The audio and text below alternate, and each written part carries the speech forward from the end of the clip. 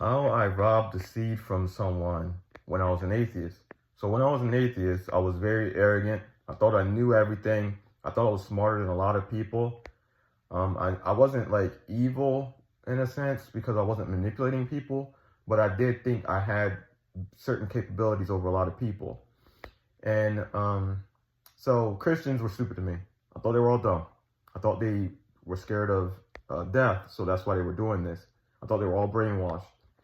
I remember one day I was really close to this girl, and this girl had recently committed an abortion, and she ended up calling me and telling me about it, right?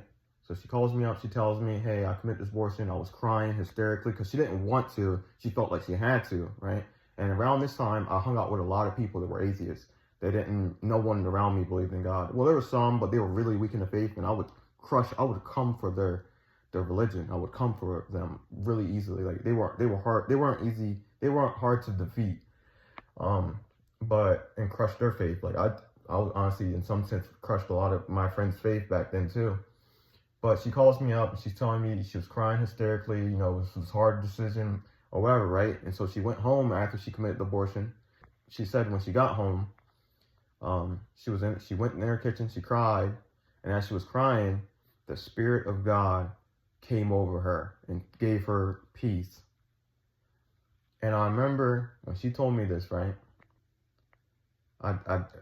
This is my thinking, right? It was crazy when I look back on it.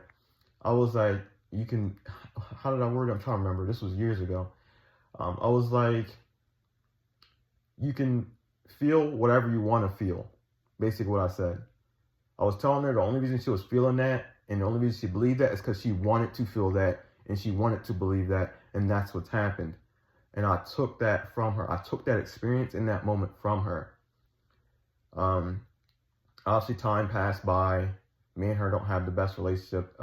She lives her own life. We weren't too close anymore. And I eventually had my own experience years later. And obviously, I tell her about it. And guess what? She does not believe me.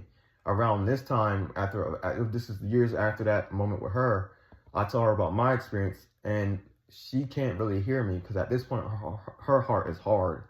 She's far from God. And it blew my mind that looking back that I was so arrogant that I would tell someone what they should think when I wasn't the one experiencing what they experienced. So this story is just to tell you guys to stay humble and lean on God.